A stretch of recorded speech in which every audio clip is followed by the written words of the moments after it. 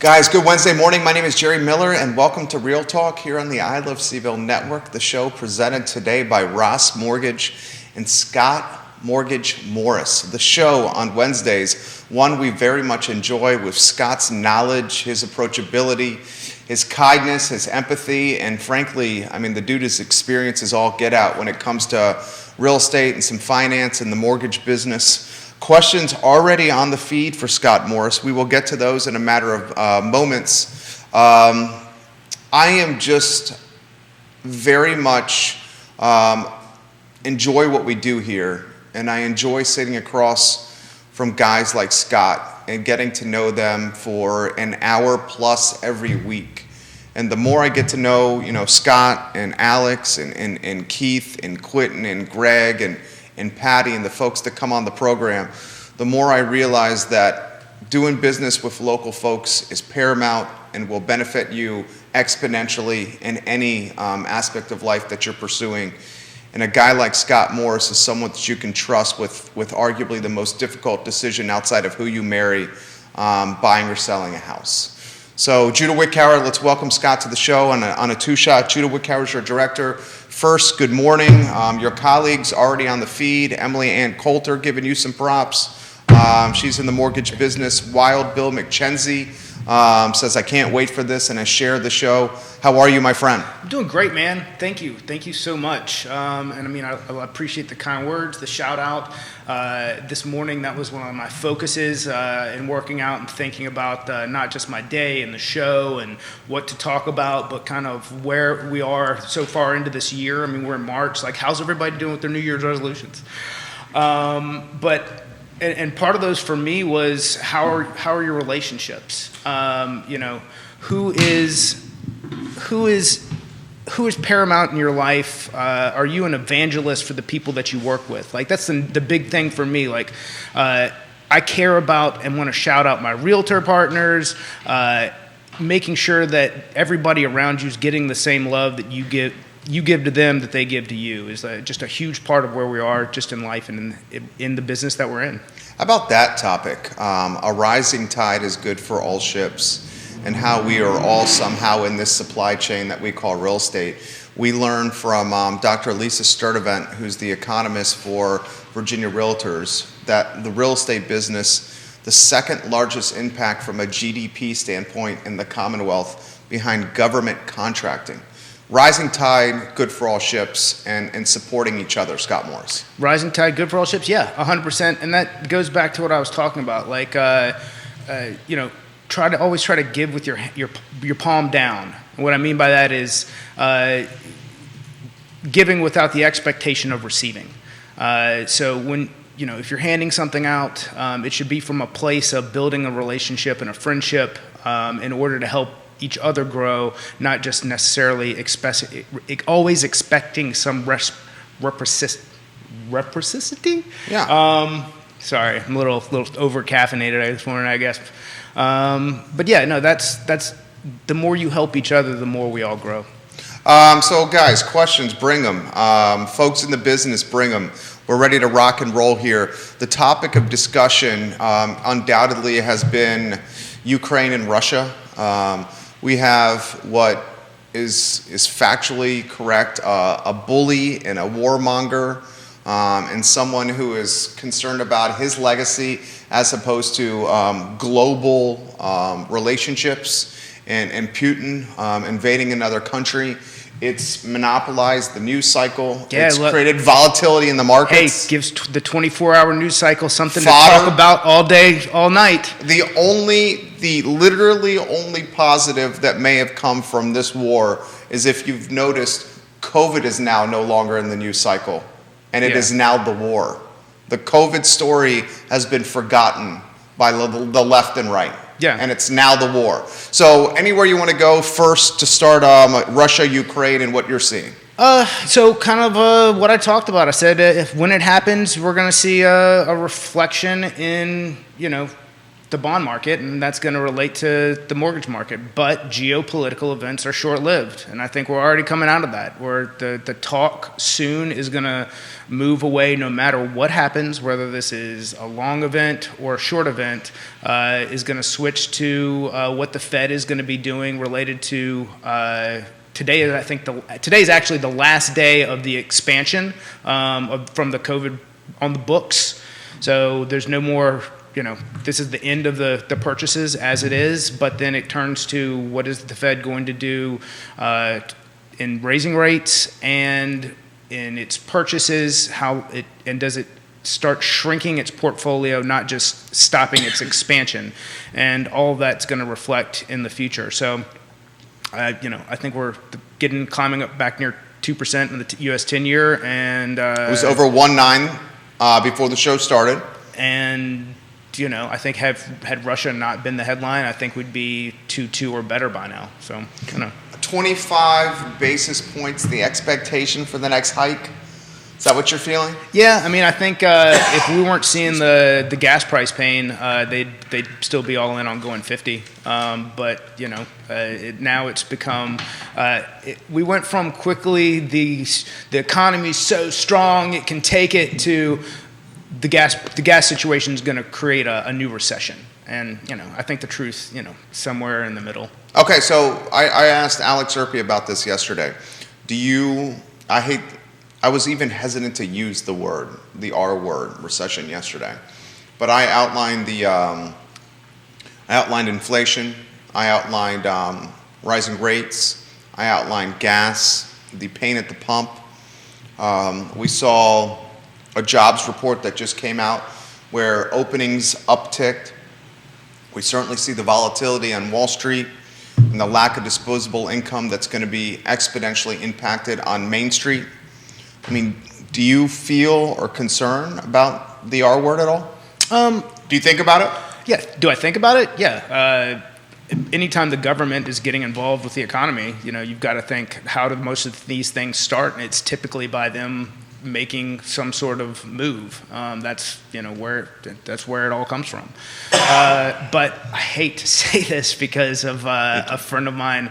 She's like, could you use another example? But I think as long as people are buying $8 coffees, the pain at the gas pump is only a part of the equation. If that makes sense as far as a good example. Well, what do you mean by that? Because there's disposable income there? Yeah, if things are so hard, are you buying Folgers, or are you showing up at your White chocolate mocha latte grandes? Yeah, exactly. Yeah. So you're saying the cash positions of middle America are still there? Apparently are still there. But we live in a fast-paced world where just 3 years ago we were talking about how the average individual savings rate is very small, like not enough to take them through retirement, and that most of the U.S. is unprepared. So even if we are a little cash flush, America will burn through that money in a short amount of time. Scott Morris, guys, dropping some knowledge here. So how about the domestic versus international oil production topic? A topic that is extremely everywhere right now. It's extremely everywhere. It's easy. I posted something on Facebook the other day about I saw it. We're super excited. Our loan was approved. We're finally going to get a full tank of gas or something. I thought that was hilarious. Yeah, it was funny. And then somebody drops in down in the comments with the Gadsden flag and I don't understand oil prices. It's like, all right, bro, it's a meme. One, yeah, it was a joke. And two, let's talk about that. Let's have a conversation. Most of the huge flux we saw was because things got so low because demand for oil was so low during the beginning of COVID. Futures on a barrel of oil futures went to negative territory. That meant you could get paid $5 to put 155-gallon drums in your garage, essentially.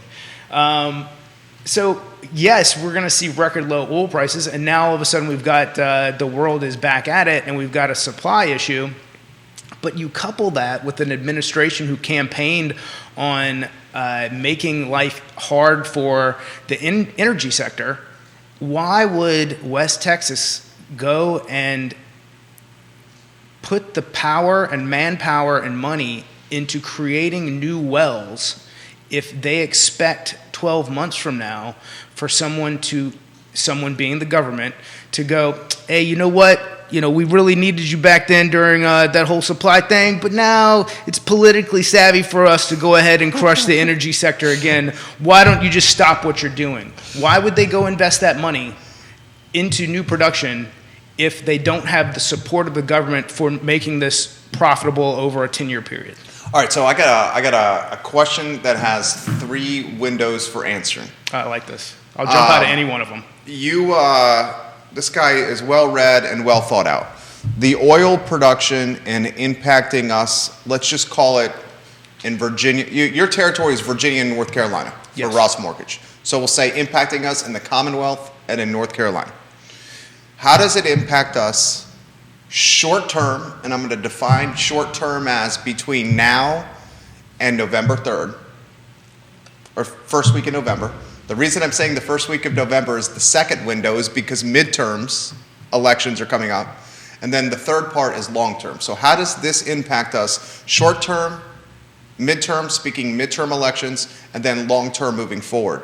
Are we going to see long term even more of an emphasis on electric and or public transportation? Do we see government have a shift in who's in control? And short term, how does it impact real estate and the average Joe and the average Betty in Virginia and North Carolina?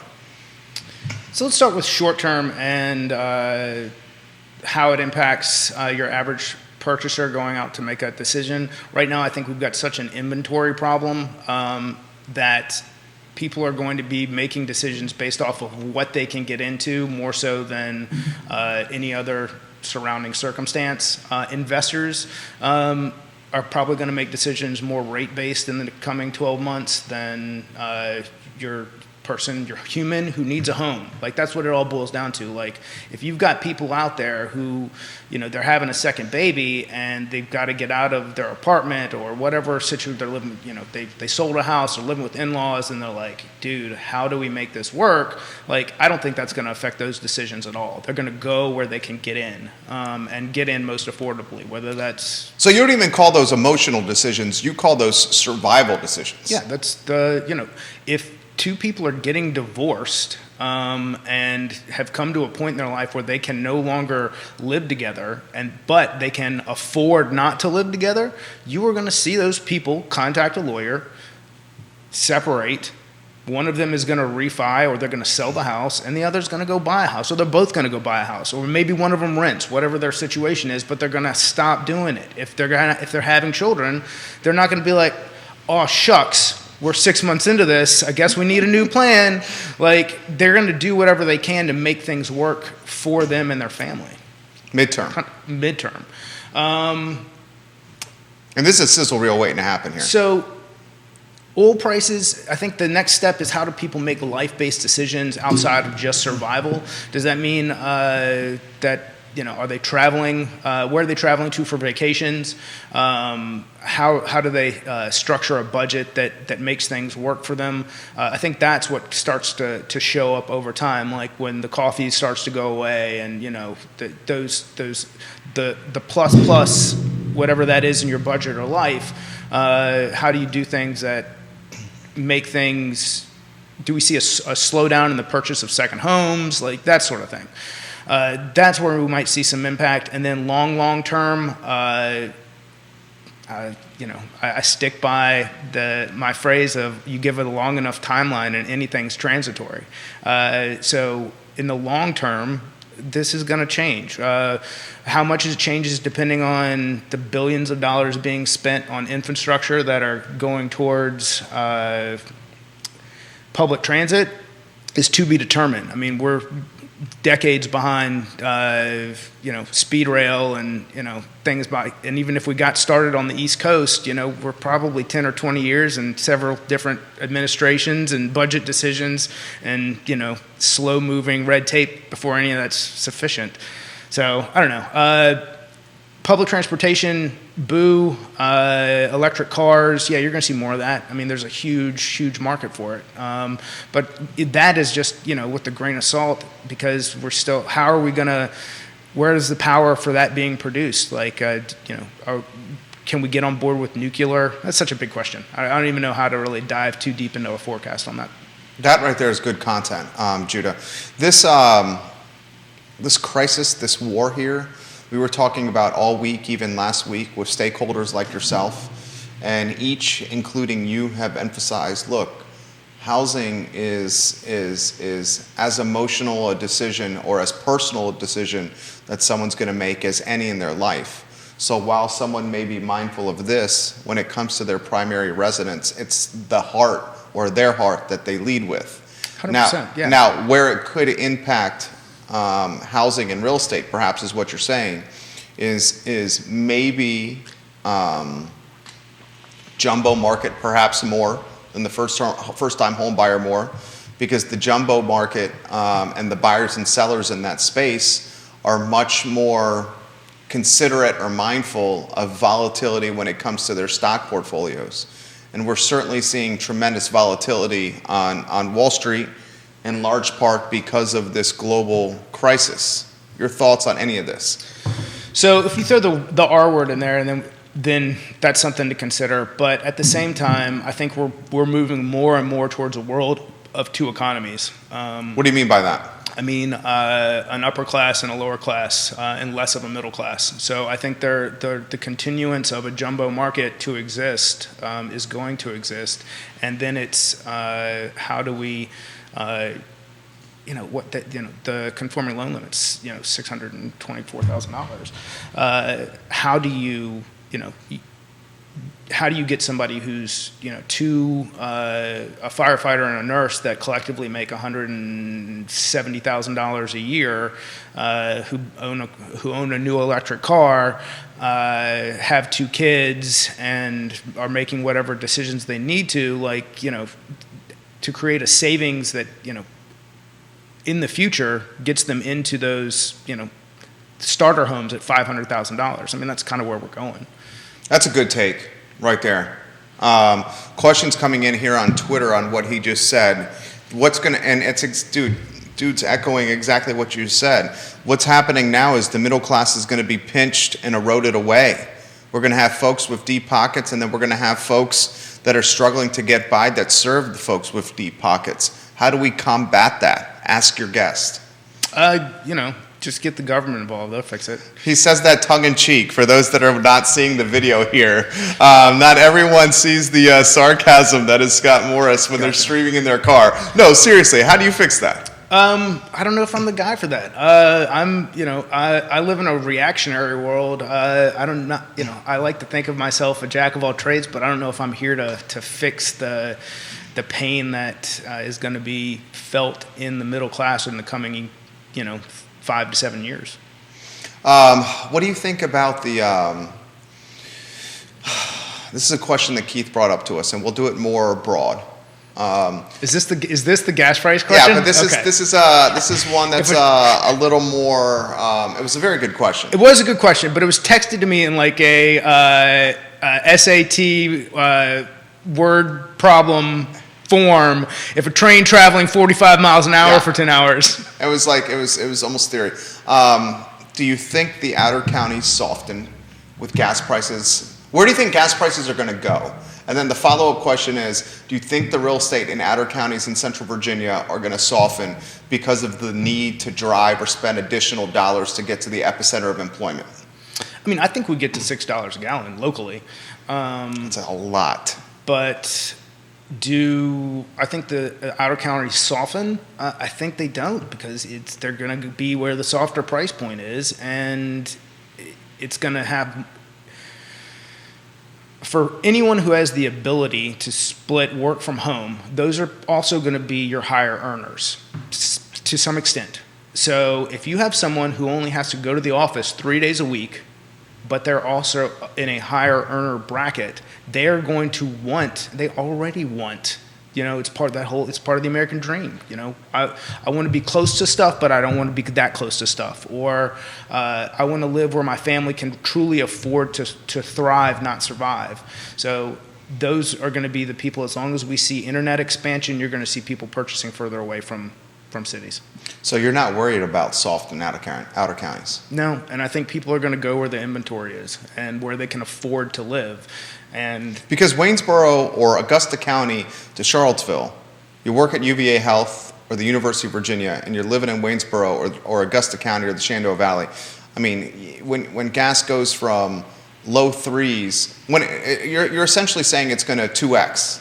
Yeah, it's going to 2x from where it was in Q1. Is what your prediction is. 100%. A 2x increase is an additional, what would you say, depending on the car? I mean, roundabout, like $300 to $500 a month. Probably. That's. Do you think? I mean, right? So my Explorer's a V6. Okay. 2020. Okay, and earlier this year, that Explorer was. Upper 30s, just under 40 to fill, start to finish. We're talking, yeah, that's all right. That's right. $16, 16 gallons. Okay, so that would be mid 40s. Now you're talking about at $6 a gallon. You're talking about 75, 80 bucks, 85 bucks. So we're talking an extra 40 bucks a tank a week, probably a tank and a half a week. You're talking 60 bucks and change a week, 120, 240. So you're talking about 260 to 280 bucks for a V6 2020 Explorer right there. So that extrapolated over the course of 6 months, you're talking an extra close to $2,000, $2,000 extra. Yeah. Now, so who's going to be able to afford that? Someone who can then cut their travel time. And not due to driving, making less, not less distance, but less trips. So the work from home environment is, and that is our new normal. There's a huge populace who have basically said, you know, this works. Why do we need to go back to the office? Now there's, you know, certain jobs that are always going to require it, and we've already seen problems having, you know, North Carolina like that. Charlottesville's been a great example of how do we get our service personnel to afford to live in our area. Which now they can't. And so now they can't, and that hasn't changed. So those people traveling, their expenses are going to go up, but that doesn't mean that they can buy any closer to where they wanted to work anyways. Questions coming in. Neil Williamson, Free Enterprise Forum. Welcome to the show. And he likes he champions light rail, the siren song of light rail. He shares a link from the Free Enterprise Forum. Gwendolyn Gale Cassidy, who's one of the smartest listeners we have. She has an economics degree from UVA and a global domestic policy degree from Harvard. That's who you need to ask that question to. She's watching in Holland right now. She's also renting, is it a 2-bedroom condo here in Charlottesville while you're in Holland? She says, this is such a difficult question given the volatility of current market conditions. So why don't we go to the difficult questions? Jay Powell, 25 basis points, the next raise is the expectation. Why in the hell would you do that right now? I asked this to Alex Erpy here. Why not wait before raising rates and allow potentially, I'm just talking out loud here, I learned from you guys, the increased gas, that could potentially keep inflation in check? I think that's a catalyst to more inflation. You think so? All of your supply goods are going to cost more. That's going to put higher prices at every restaurant that you go to. Sure. Every grocery store, so your food costs, and that doesn't even apply to the housing section yet. Okay. So you may see a reduction in, you're still not going to see a reduction in housing because we've still got more bodies, more humans than rooftops that have to find a place to live. I mean, they should have acted sooner, but to say why should they do it now, versus just sit around and wait. They've got to take some action. Now, the first action is slow these bond purchases, stop the bond purchases, stop growing the government portfolio, put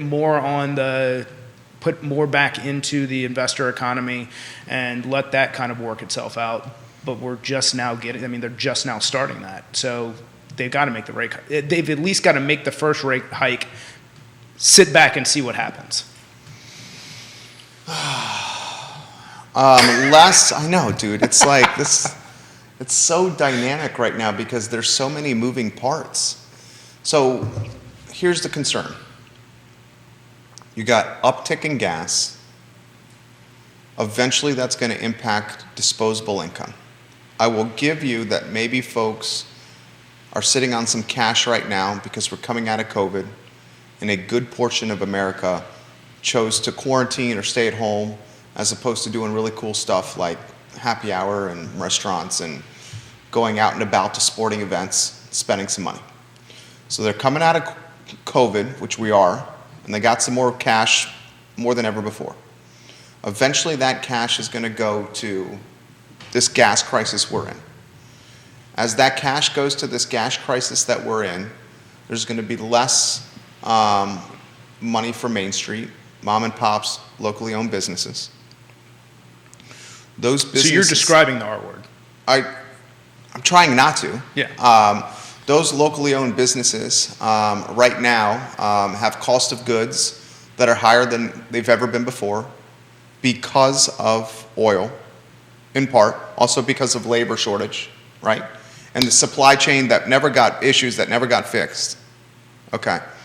So if you do not raise the rates and you just allow things to play out for the next, at least to Ukraine and Russia is settled, at least to that's settled, what's the potential fallout that could happen? Because on a scale of, we're talking about mom and pop and Main Street versus Wall Street. Yeah. Because as long as institutions can continue to borrow so cheaply, you're going to see. It's like when all the COVID money was issued. Like who raked the pot, and it's big brands, corporations, yeah. Corporate America. So that is who's continuing to get the free pass with the Fed policy. So in order to draw more. For the government and to take a bigger rake from a rate perspective, that's where the money has to come from. The trickle down money we're going to burn through, but actually raking from corporations is going to come from a Fed hike, and that's the only way.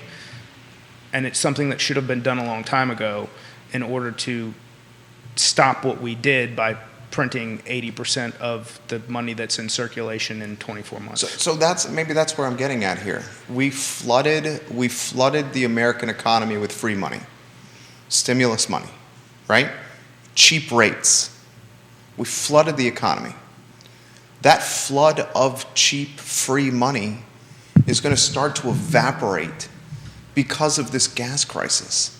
And if that flood of cheap money evaporates because of this gas prices, I mean, I like and see where you're going in theory. Could that potentially check the inflation? But still make the first move, make the first rate hike, stop growing the portfolio, and then take a step back from the table and see what happens.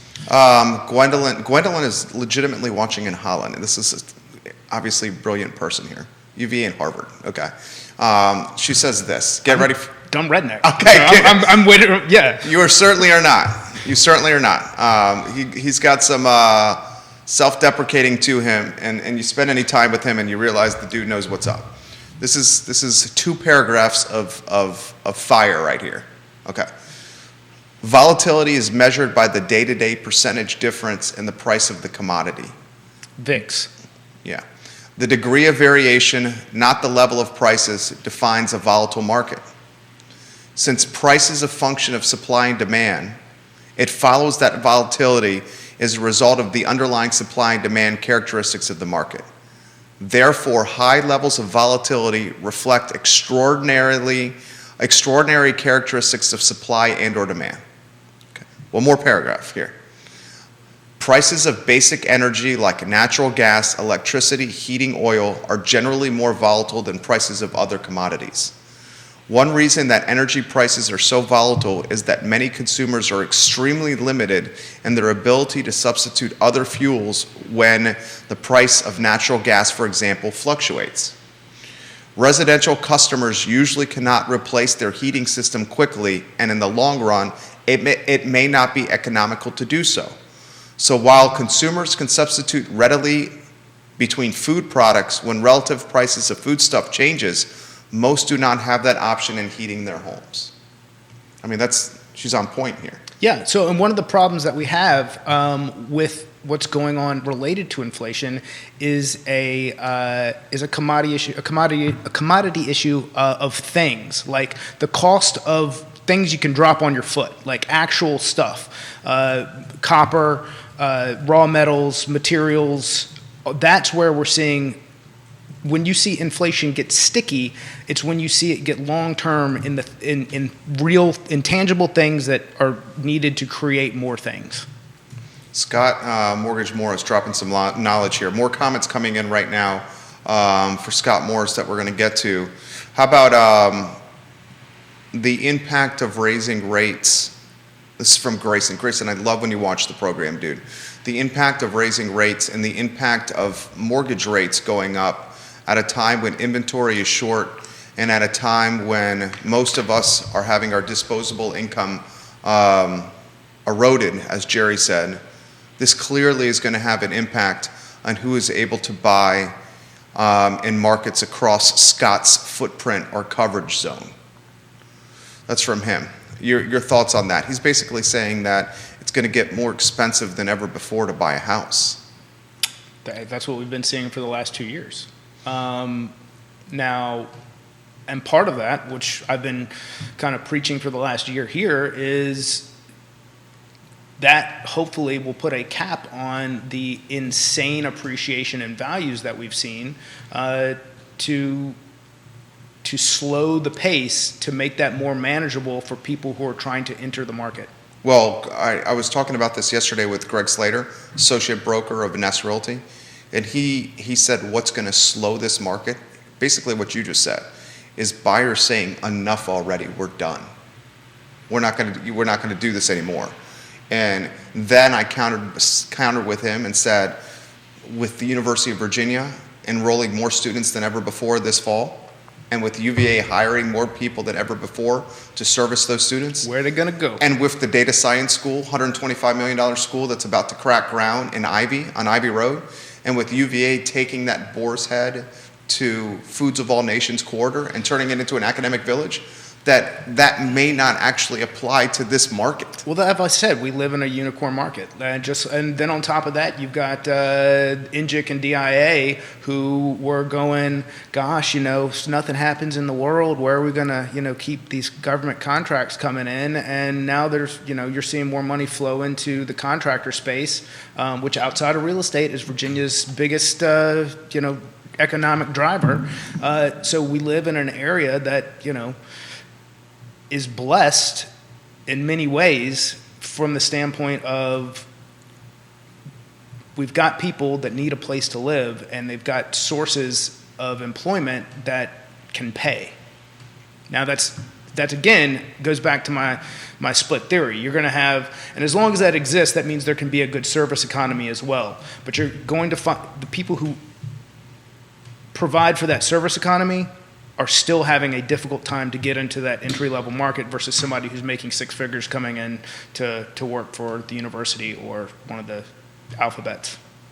Dude, that's content right there. That's legit. Lee Elberson, CEO of Claiborne Education and one of the executives at 8 Hats, watching on LinkedIn right now. Lee, offer some perspective on this discussion, if you could. How do your peers in the mortgage business, what is their take on what's transpiring? Are they bullish? Are they bearish? And what may keep them up at night right now? Because you just came from a essentially a recharge mastermind. Yeah, for the mortgage business. A little bit of that, a little bit of some software stuff, but so it depends on your market, and it depends on your human. Like, I don't do a ton of spending time in other people's heads or staring at somebody else's production going, I wish I was them. Well, it also helps that you're one of the top producers and you're killing it. But well, it's because to me it's about relationships and how do you make people's lives better, and are you focused on doing the work that it's going to take to keep those relationships thriving in your world, communicating with the people that you need to communicate with you, making your clients feel educated and informed. Those are the things that are important. Okay, so how about you specifically? What keeps me up at night? I mean, it kind of comes down to inventory. Like, you hate seeing somebody who really is trying to get into the market, get their ass kicked for 3 straight months trying to purchase a home. Like, dude, you're making good offers. Like 10% over, waiving inspections, and they still can't get there. And it depends on where they are, and it depends on the LO in the market. So if you're around this area, there's probably people who did a ton of refinances last year who are now going, telling their team, you better buckle up. And, if you're out there doing the work and you budgeted well and you plan well, you're probably not having those emotions. But if you're someone who didn't, maybe that's what keeps you up at night. How I ignored these relationships. How do I get back into them now? Are you someone that people want to work with? Because if that's not the case, you're going to find that there's a lot of turnover in your world. I don't know. I learned a term on Monday from Jason Kirby of Keller Williams. There's a term that's being utilized, or there's a strategy that's being utilized to close deals called complementary seller possession now, where the seller of a house is closing and selling their home to the buyer. The seller gets the bag of cash, all the money for selling their home. And then they, at no charge, are able to stay in the home that they just sold for 0 to 60 days. Yeah. So complementary seller possession. It blew my mind, Scott. So this isn't that new. But complementary? They're calling it that? Yeah. Normally there's a charge. Yeah. There's a rent back. So, well, in making a strong offer, that's something that, I've had people who are like, sure, depending on their situation, can say, sure, let's do that. Or, look, dude, my lease is up. Like, I've got to get out of this place, like, by April 1st. Like, this is not, they can't be the ones to offer that. So that's what I mean, people going out making very aggressive, very strong offers, but they can't get there in the place of someone who can offer something like that. Now, I've also had people who want to take this like high and mighty route. Like, there's no way I'm letting somebody live in a house for free that I just bought. It's like, how much do you want to buy the house? Exactly. Right. So you're basically saying it's do what you got to do if you want to win the deal, or if you want to win the race. What is the difference between that and paying them $3,000 more? Like, stop it. Like, go do whatever it's going to take to win. And then if are you going to feel bad about that 6 months from now? No, you're never going to think about it 6 months from now. Stacy's asking this question. Do you guys consider the price of gas when approving or disapproving? Disapproving is not the right word, is it? Is it denying, Stacy? Denying when you approve or deny, right, an application? Yeah. Okay. So she said disapproving. So, and Stacey, I appreciate the question. She asked, do you guys consider the price of gas when approving, or I'm going to use the word denying someone for an application if you see where they work and where they're trying to purchase a home? The price of gas, no. But what is viewed is how far. So let's say, and product matters. So for like an FHA loan, 100 miles is the cap. Because it has to do with sustainability. If you're going from somewhere where you were only living, 10 miles from work, and you want to buy a house that is 100 miles from where you work, is that commute sustainable for your lifestyle? And that's something that is considered. Turn that into a sizzle, because I bet you a ton of people have that question right there. Do you? When does that metric start getting considered? At 100 miles. At 100 miles. That's Because if you may need a letter of explanation explaining why you are living so far from work, but if the answer is because I tried buying 50 houses closer to work and we couldn't get one, but we got one 100 miles away, that's a reasonable explanation. Because the reason I'm asking the question is because you guys consider, and we talked about it on the show, of how someone can get denied based on assessments or a tax rate increase because it's a monthly line item. Right. Does it become so substantial, rising gas prices, that it now becomes a monthly line item that's considered by? I can't see how something as, and I'll say transitory, as fuel prices, alluding to. I'm knocking for that. We hope. At some point, everybody, it all shakes out in the end. Okay. So what's that mean? I mean, while we're going through a very tumultuous period and this is a supply problem, and it's a government problem. I don't want to go too far. I talked about that earlier. I don't want to beat that horse. But until the government says we are pro-energy, you're going to have companies that go, then why would we invest more money in something that you're just going to 12 months from now come back and go, hey, we said we liked it, but we didn't like it that much, baby. And it's like, I love when you do that. Over time, unless it would have to become so high that it started to, here's where it would affect things, or where it could actually be viewed as an underwriting standpoint. The cost of transportation would have to become so significant that in post interviews on defaults, that would be listed as a reason for it, and then the government would get involved, or investors would say, hey, this is a problem that we need to address, and then it would become an underwriting scenario. There's the end of that sizzle reel right there. When have you ever seen that happen? And what other metric? I don't know that. I mean, you saw it at 08, 09 with the arms, right? Yeah. But that's a loan. That's a product. That's a vehicle of financing. Yeah, it's a vehicle of finance. That's not an outlying. That's not a monthly expense. Because it's not something. Because it can't be forecast. If it was something that could be forecast, then or if I was someone who could forecast fuel prices regularly, I would go trade that, not this. Dude, you wouldn't be in the mortgage business. Yeah. Right. Exactly. You'd be trading futures and commodities. Like I said, dumb redneck. Not futures and commodities trader. There ended on that one right there at that point. So, dude, this is a hot topic. Okay, obviously this is a hot topic because this is what is impacting all of us. I mean, this is as real a topic as anything. How about this from Gwendolyn? Gwendolyn, you're making the show better today. My fear is that we're heading and leading towards hyperinflation, which is going to be much scarier than the beginning phases of Putin's ill-contrived war. If wages are not keeping pace with inflation in our economy, the standard of living for people goes down because they cannot afford to pay for their basic needs and cost of living expenses. Hyperinflation can cause a number of consequences for an economy. People may hoard goods, including perishables such as food, because of rising prices, which in turn can create food supply shortages. When prices rise excessively, cash or savings deposit in banks decreases in value or becomes worthless since the money has far less purchasing power.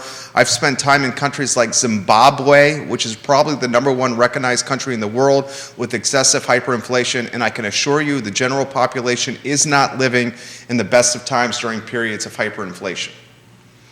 Jack Dorsey, who I'm not a fan of, Twitter founder, Square founder, not 6 months ago said, hey, the hyperinflation is coming. So the fact that he's connected to Square payment processing tells me that that's someone that, that's something that, in the back of my mind, tell me that, pay a significant amount of money in taxes. But you're telling me that I'll pay a significant amount of money in taxes and my money will be worthless? Super awesome. That's a fear. Why don't you like Jack? That's my own curiosity there. Our kind of guy, our age. Yeah. Doesn't mind some facial hair. Founder of multiple businesses. There's something I can't put my finger on. Okay. We'll call it the too weird factor. Oh, you're saying he's a little too weird. Yeah, a little too out there. And eccentric. I'm a weird dude. I was going to say, you got a little weird too. Maybe you gave me $20 billion, I'd be even more weird. I don't know. Scott Morris. Hyperinflation is something you consider? I mean, when you talk about your question earlier, what keeps you up at night, I'd say that's not something I consider, but it's a fear in the back of my head. Yeah. How does hyperinflation potentially impact the real estate or mortgage business? Who's gonna be able to buy if and cash is worthless. If cash is worthless.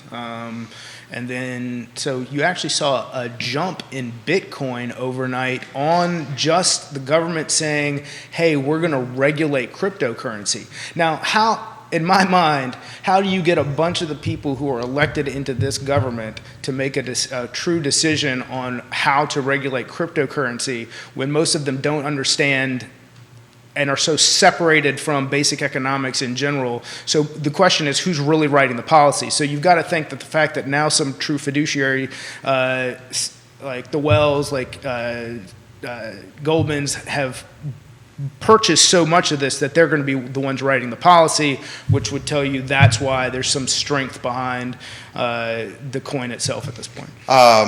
Infinite Goat 2, that's their handle on Twitter. Okay. They're watching the show. Dorsey is kind of odd. I agree with Scott Morris. LOL. Literally just posted that on Twitter. Infinite Goat 2 on Twitter right now. Dude, you're on fire here. Michael Burrows, Kathleen Vogel, Hutter, welcome to the program, and thank you kindly for joining us. What do you guys think? What keeps you up at night? What is the concerns or fears that you may have? Why are you still positive and excited for this community?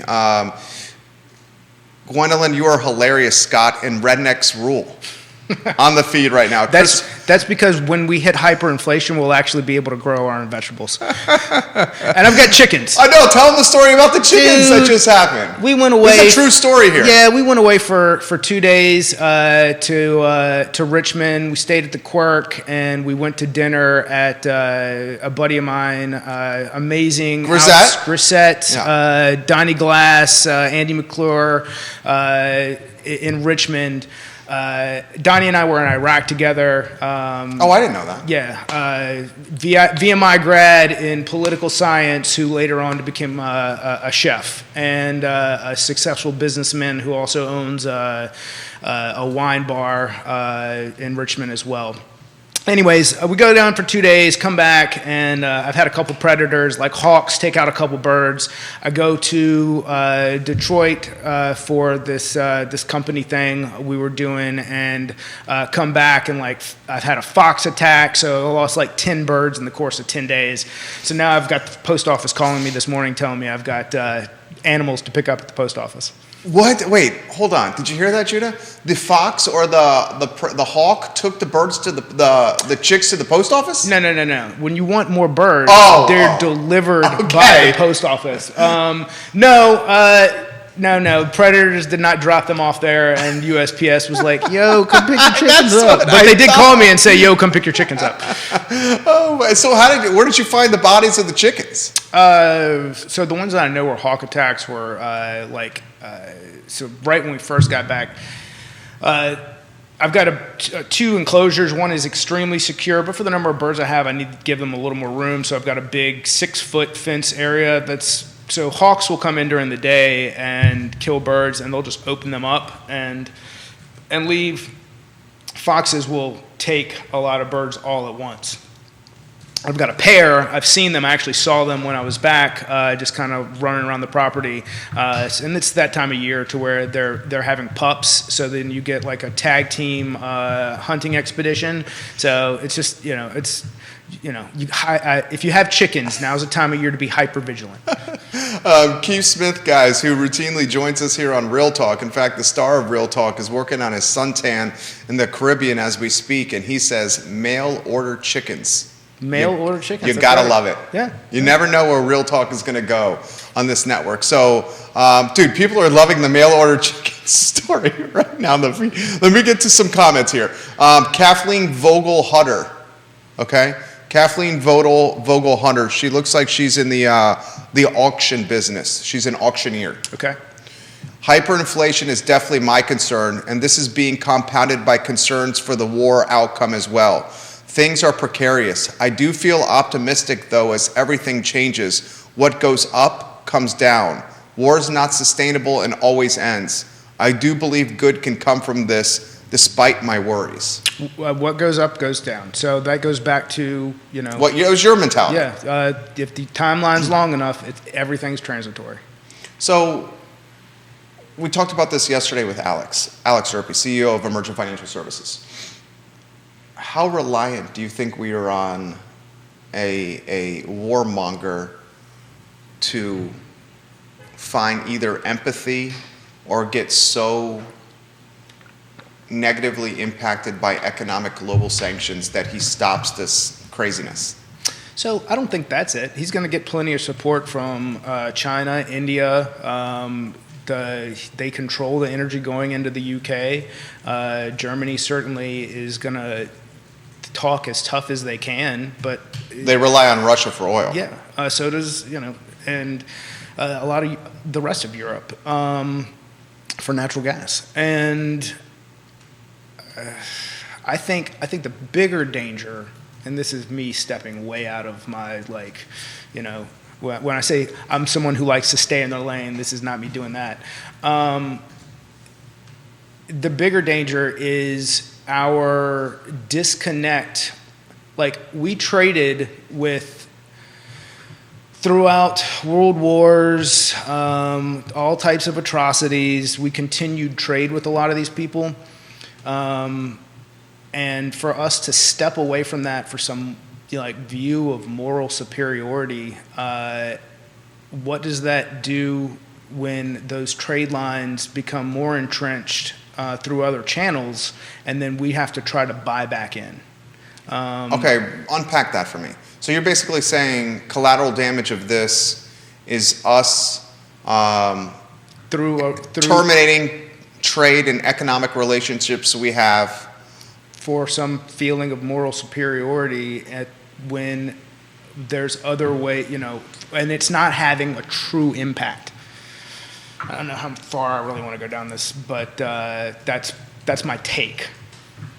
Twitter is loving your hawk story. Hawks versus birds, the real Ukraine versus Russia. Jesus, I have a Chihuahua and now I'm scared for her.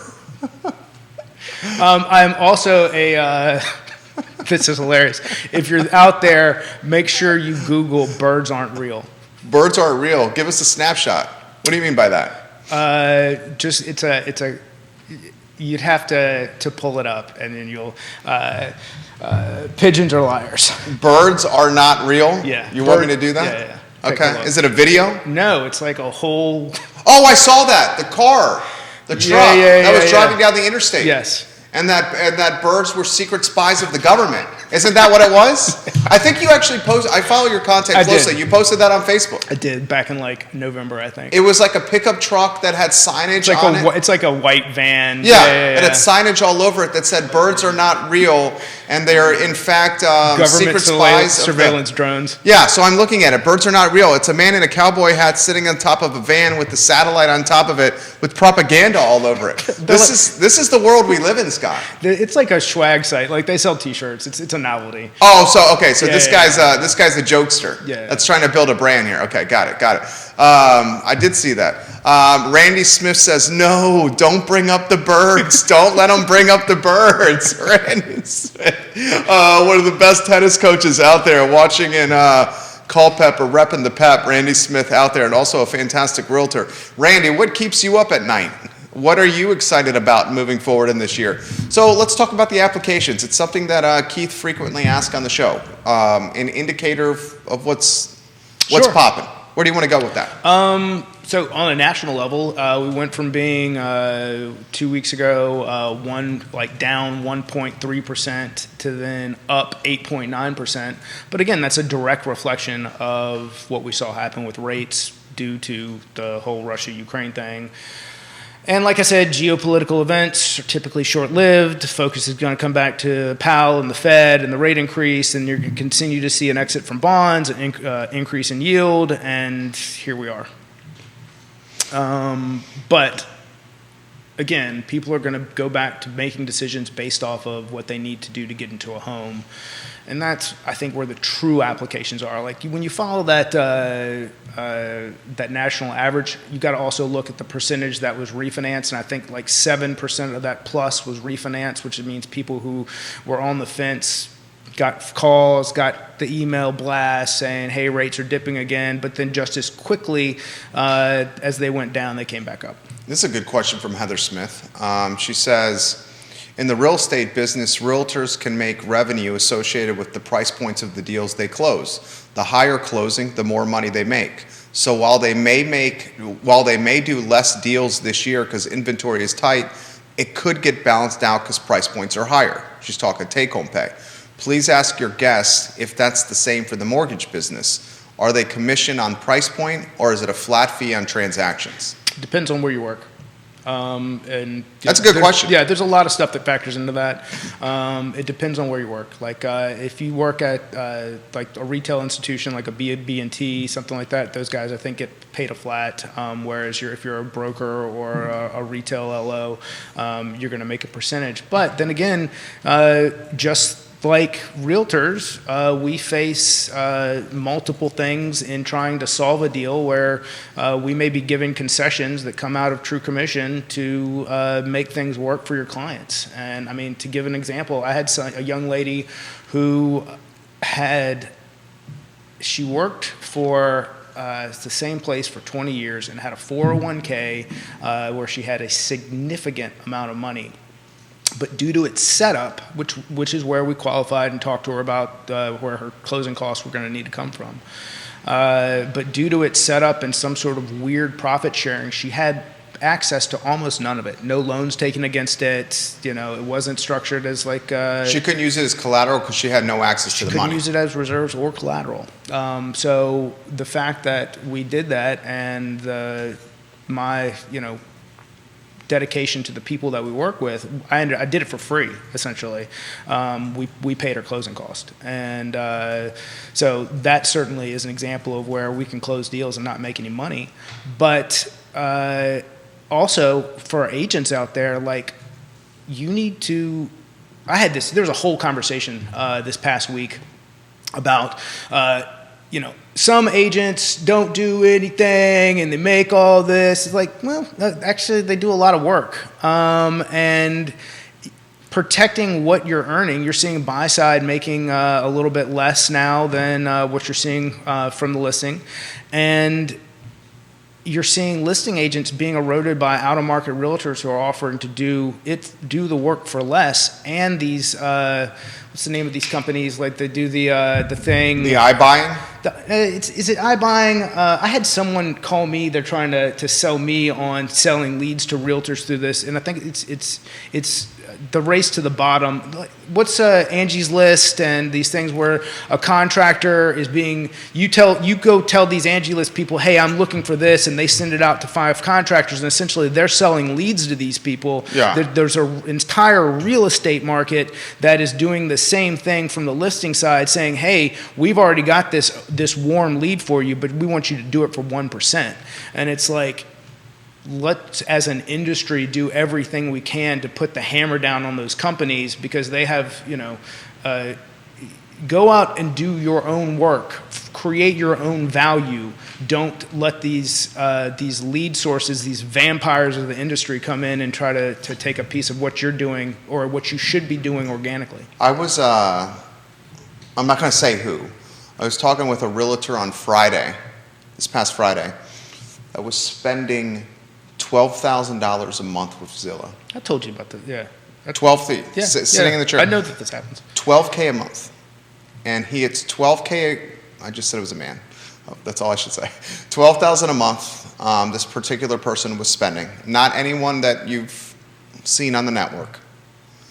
And all they get for that $12K a month with Zillow is their face placed at the bottom of potential listings. And Zillow puts this person's face on the left side of a line next to 3 other people that are basically playing an equivalent amount. He gets more than that. And, well, the hope is that they get clicked. Their profile gets clicked, and they're prioritized in the algorithm.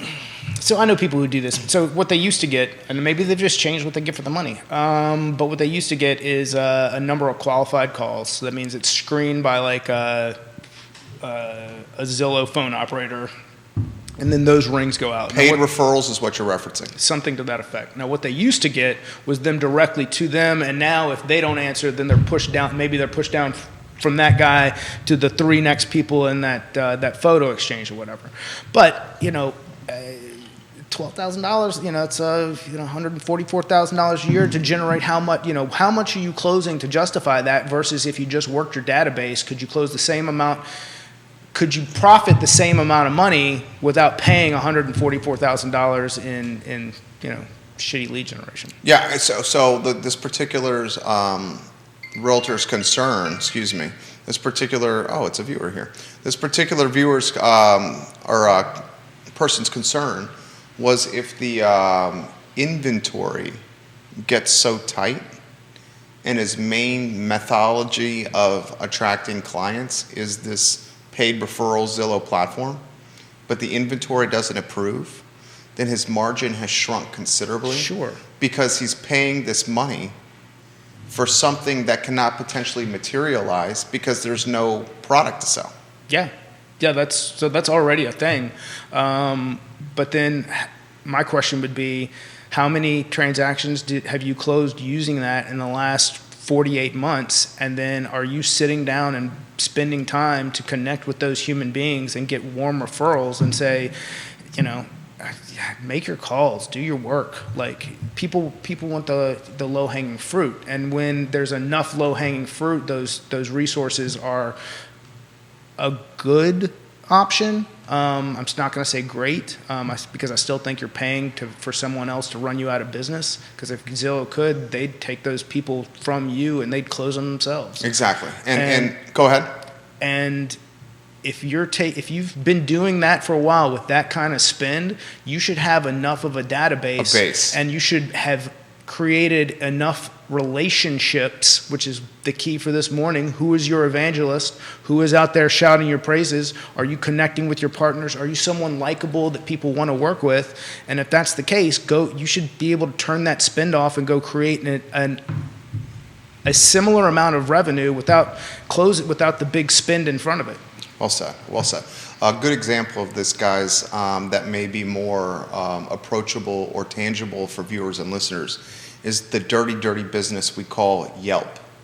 Yeah. Yelp is essentially blackmailing small businesses across the country.